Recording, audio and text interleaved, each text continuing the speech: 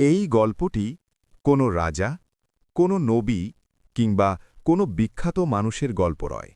এই গল্পটি একজন সাধারণ মানুষের, একজন এমন মানুষের যাকে সমাজ চিনত একজন পাপী মানুষ হিসেবে।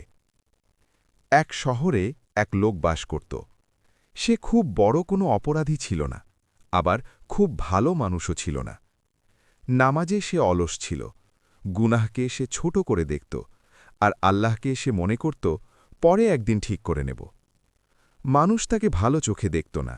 বাজারে গেলে কেউ তার পাশে বসত না। মসজিদে গেলে কেউ তার দিকে তাকাত না। সে সব বুঝত, কিন্তু কিছু বলত না। রাতে যখন শহর ঘুমিয়ে পড়ত, সে একা বসে থাকত। চারপাশে গভীর নীরবতা, আর বুকের ভেতরে একটা অদ্ভুত ভার। সে নিজেকেই প্রশ্ন করত, আমার মতো একজন মানুষের কি আল্লাহর কাছে কোনো মূল্য আছে?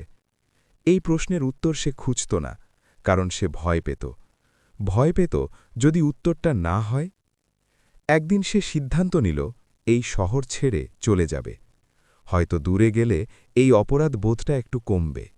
সে বেরিয়ে পড়ল মরুভূমির পথে।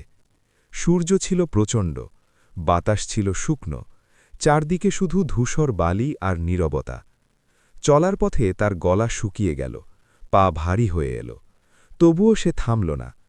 হঠাৎ তার চোখে পড়ল একটি কুকুর। কুকুরটি খুব দুর্বল ছিল, জিহ্বা বের করে হাঁপাচ্ছিল, চোখে ছিল অসহায়ত্ব। সে বুঝে গেল এই প্রাণীটি তৃষ্ণায় মারা যাচ্ছে। লোকটি থেমে গেল। এই প্রথমবার সে নিজের কষ্টের বাইরে অন্য কারো কষ্ট অনুভব করল। সে ভাবল, আমি তো সারা জীবন পাপ করেছি, এই প্রাণীটা তো কোনো পাপ করেনি। তার কাছে কিছুই ছিল না, শুধু একটি পুরনো জুতা, কিন্তু কাছেই ছিল একটি কূপ। সে ধীরে ধীরে কূপের দিকে গেল, নিজের জুতা খুলল। তার হাত কাঁপছিল। সে জানত না কেন, কিন্তু সে থামেনি। সে জুতাটা কূপে নামাল, পানি তুলে আনল, এক ফোঁটা, তারপর আরেক ফোঁটা। সে সেই পানি কুকুরটির সামনে ধরল। কুকুরটি পানি খেল, একটু, তারপর আরও একটু। কিছুক্ষণ পর কুকুরটি ধীরে ধীরে উঠে দাঁড়াল। লোকটি চুপচাপ তাকিয়ে রইল।